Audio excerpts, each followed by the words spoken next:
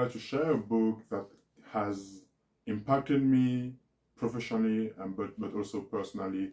This book made me realize some key stuff that I didn't much know that has motivated me to build a narrative that would impact others and how I can tell my own narrative.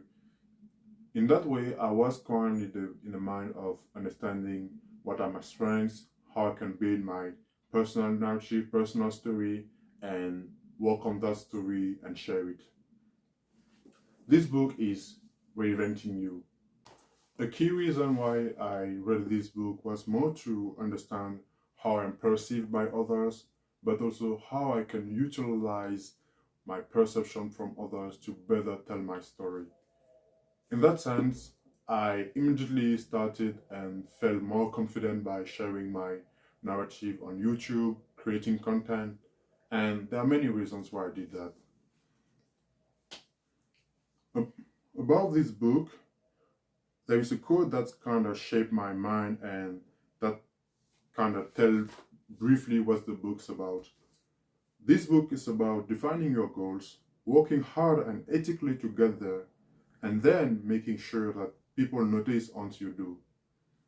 Basically, the author, Louis Clark, tells multiple steps in order to first understand who you are, but also at the end, sharing your goals and telling a compelling stories that people will understand. In that sense, that's your brand. Whether you are reinventing yourself, a good start point is first understanding how you are perceived by others. The way you are perceived by others is a very, very important thing to know, because if you are perceived in a certain manner, at a certain way, if you want to understand who you are and how to reinvent yourself so that people understand your new image, you will have to know more what are your strengths, but also how you can utilize them to shift the minds of people who used to perceive the in another manner, but also in different way. There are several questions the author talks about so that you can apply them. First, you can try to take a 20 minutes interview with someone telling, uh, I want to reinvent myself. Could you give me some few pointers on understanding what are my strengths and how I am perceived? But also, you can also say, people used to think that I am a person who is able to motivate someone. What are your thoughts on that? Can you share me or give me some new ways that I can utilize my motivation, my personal story, inspiration to impact others? You have to understand who you are, your strengths, to better reinvent you and build a narrative that people will understand. Once you've understood how you are perceived, it's very important and thorough to do some research about your destination, where you are going, what kind of person you are looking up to become. It will build you some confidence to inspire others also. In that way, it's important to go and look up to someone who is in the field that you intend to pursue and ask some questions to that person. A very important and thorough and complete way to do that is by reading about the person you want to interview. You're going to stack the information online, the bio, read as much you can about the person, because it will help you understand the terminology of the field, understand what the person is doing, connect with the person as a human being. You understand?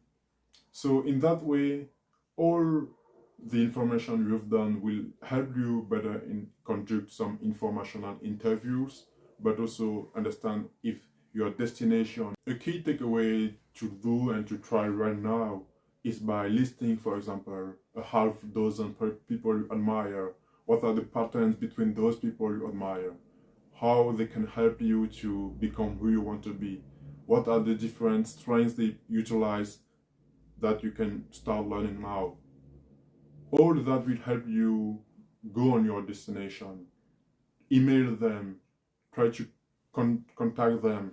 On that way, there is in the book a process to conduct some informational interviews. Once you understood and ask questions to the people that look like you, Another approach to do also is to test your path. In that way, an easy way to test your path and understand it's a good fit for you is by volunteering. Either you are a professional already working within an organization or just a student, there are multiple ways you can volunteer. For example, you can try to help someone who look like you and better understand what he's doing in his work and the way you can utilize your knowledge to help him or her. If you are within an organization, you can try to volunteer within your organization. It will help you build confidence with people. It will also build new connections with your teammates or coworkers. Volunteering within your organization will allow you to meet new people, make new connections, and I believe that no organization will refuse you to volunteer because it's a free help that you offer, and this free help, I believe that it can bring you some skills that can help you make some new connections with your coworkers and trying to leverage them also with a different position that you are looking up to. Volunteering, job shadowing are very good ways to immerse yourself in the future job you want, but at certain point you will have to learn the skills to better position you in those jobs. A way to do that is by developing right early on the skills you need. By developing those skills, you will definitely become a competitive advantage. So trying to apply them in different projects, building your portfolio. I strongly believe that in the professional world, your what matters is not your academic credentials, but what matters is the demonstrated expertise you are able to bring to the professional world or the workforce. In that way, early on, try to utilize those skills by building a portfolio and show what you are able to do. After you've identified your new path, you've learned the skills you need, it doesn't take you to become successful or become at the top 1% of your new field. I strongly believe that in the professional world, what's very important is to having a connection with a mentor. A mentor basically is someone who is going to help you becoming this person. There are several mentors available depending of the fields you want to target. But what makes a very unique mentor is depending of the relationship you want to have with him or her. It could be an organic relationship, meaning that the, the person is going to become like your friend, and this friend will help you becoming who you want to be. But also it could be more a strategic relationship where you will learn from the mentor, you ask them questions. But be careful that it's not only a give and receive relationship. Give something to the mentor, but also take another thing from the mentorship relationship.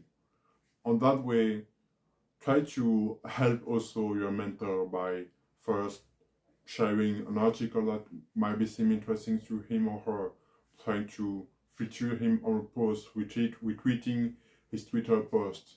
So there are different ways you can help your mentor. It's up to you to understand how you can better help your mentor. I strongly believe that having some good mentors or role models will definitely bring you where you want to be and reinventing you or becoming the new person you want. After that, at the next phase, it's important to understand your differences and how you can leverage your differences into your personal brand to reinvent yourself. In terms of differences, there are certain skills that you only possess, and that skills makes your uniqueness. By using those unique skills within you, you can better utilize them into your personal brand. Now that you have understood your uniqueness, the unique skills you possess, your talents, it's important that you craft a compelling and inspiring story to tell to others. Humans remember stories. So it's important to tell a convincing story that people will understand. I believe in your story, you should incorporate some specific elements in your past, present, and future, where you are going, so that people will connect to those stories. In fact, by telling those stories, it's important that you add some value. You focus more on the value you bring to others than being more narcissism. In fact, people will understand that the choice you are making is to put yourself where you want to be rather than being a personal choice or being a personal motivation. The hardest part of telling this story is bridging the gap between how people used to perceive you and how you want to be perceived.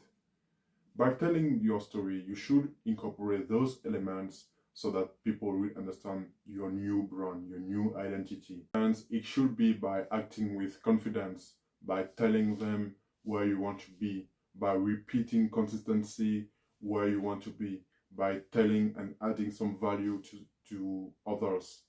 All that you will at a certain time understand it, and it will reinforce like a feedback loop. Finally, once you've followed all these steps, you come up with a new image that the world is very interested to. At a certain stage, you also need to just keep going. Never lose faith, never lose consistency, and keep. Once you are evolving, the world will notice your work and what you do at certain stage. And of course, definitely putting yourself out there will bring you some value. I would say that this book definitely helped me to better understand my brand, but also how I can utilize my brand to share my story. Furthermore, this book also helped me to start my YouTube channel and tell my story and crafting it in a specific way. I'm very satisfied by the content I've read from the book, either from my past experiences, where I'm going, but also how I can find the right mentors to help me. I would definitely recommend it to someone who is trying to reinventing himself or herself in a different manner that will help you. Finally, I'm very satisfied with it and I like it. I'll be curious to know if you are curious to read it, the key points that help you, feel free to share them. I'll be glad to help you more with that. Thank you for listening. I appreciate it. Bye.